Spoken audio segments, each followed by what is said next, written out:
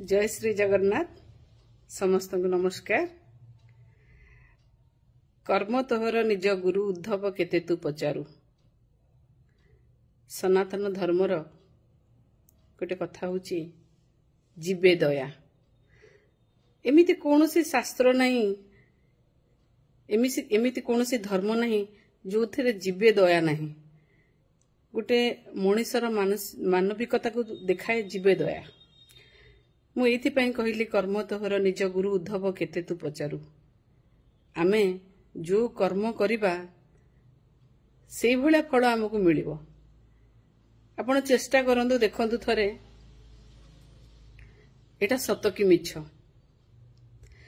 बहु जगह बहु आलोचना भितर आमे सब बेले देखू, सब बेले सुणु मध्य, उपलब्धि मध्य करिथाउ जे आर किछि एबेकार कर्म फल अछि, नलार किछि प्रारब्ध कर्म फल अछि। एटा मध्य 100% ठीक। ए कर्म जहाँ आमे करूचे, भल करूचे, खराब करूचे, एटा मध्य आम कर्म आम जीवन संगे जोड़ी ही जाउची। किछि प्रारब्ध कर्म मध्य आमे करिचे जहार फल मध्य आमको ए जन्म रे मिलुची। मु सेथिपई गोटे कथा कहबी जे आजिकल आमे समस्ते देखुथबा बहुत जीव जंतु मानकु आमे को फली प्रकार माने क्रुएलिटी अगेंस्ट एनिमल जो माने आमे करूचे, जीव जंतु को मारुचे। अनेक वीडियो वायरल होची। का भगवान जतबेले मनीष जन्म करथिले से मनीष गोटे श्रेष्ठ प्राणी जे समस्त को पृथ्वी रे से साइति की रखियो बोली करथिले। किंतु आम कर्म धीरे धीरे एमिति हे गलानी, आमे काहाको जदि रुटी टे देई परिबेनी, काहाको गोटे खाइबा देई परिबेनी, किछि आवश्यकता नै आपण न दियंतु, किंतु किछि लोक दउचंती। सेतिपई किछि संसार रे जीव जंतु बंची के अछंती, किंतु आपण जदि किछि करि परनाती, देई परनाती, न दियंतु, किंतु तांको मारंतुनी। कोठी प्रेग्नेंट कुकुर को बाडे की मार देलेनी, कोठी बिलेई की मार देलेनी, कोठी गाय की गाड़ी बाडे देलेनी। आउ गोटे कथा मध्य मु सब बेले कहबी जे हिंदू धर्म रे, सनातन धर्म रे गाय की पूजा करा जाए।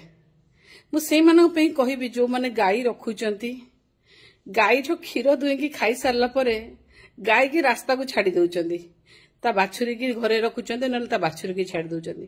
केबे ने चिंता करचंती गायटी रास्ता ऊपर आसी को अवस्था रे एक्सीडेंट हे की पड़ी की मरुची। ए भली न करा जाओ। आमे आम संस्कृति हमके एटा सिखेइनी, आम संस्कृति आम परंपरा हमको एटा सिखेइनी। पुणी कहबी जे प्रारब्ध कर्म काहीकि कहूची, गोटे छोटिया कथाटे कहबी, गपटे। एटा सत्य कथा। जेतबेले गांधारीकर 100 पुओ समस्त मरी जाइथिले, गांधारी सेतबेले कृष्ण को पचारिथिले, हे कृष्ण तू लीलामय, तू बहुत चालाक, तू द्रुत, तू मते कह मु 100 पुओर माँ हेली, किंतु आज मो पाखरे केही भी रहिलेनी, मोर सबु जांग पिलांक तू मारिदेलु। मु कोन ए भलिया कर्म करिथिली मु तो जानिनी, मते काहे की भलिया फल देलु। कृष्ण कहिथिले तम अजाणतरे तमे जेतबेले राजजेमा थिलो, नई रे गाधेई आसिकी गोटे पत्थर उपरे बसिकी तापरे नाचिलो, कुदिलो।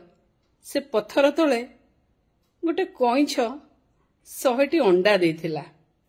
तम अजाणतरे पछे हो से कइछर सबु जांको अंडा भांगी गला, तार गोटे भी छुआ आ रहिला नै। से माटी बहुत कांदी थिला, से कइछटी बहुत कांदी थिला, एवं तार कांदीबार निश्वास आजी ता फलस्वरूप तमर 100 पुत्रंकर निधन हैला। सेतिपई कहली जे जानतरे हो अजाणतरे मध्य हो, जदि तम कर्म फल खराब अछि ना, तम प्रारब्ध फल खराब अछि, ताल तमको मध्य दिने से प्रारब्धर भोगाभोग भोगिया पड़िबो। न अनुरोध निश्चित भाव में करिवि,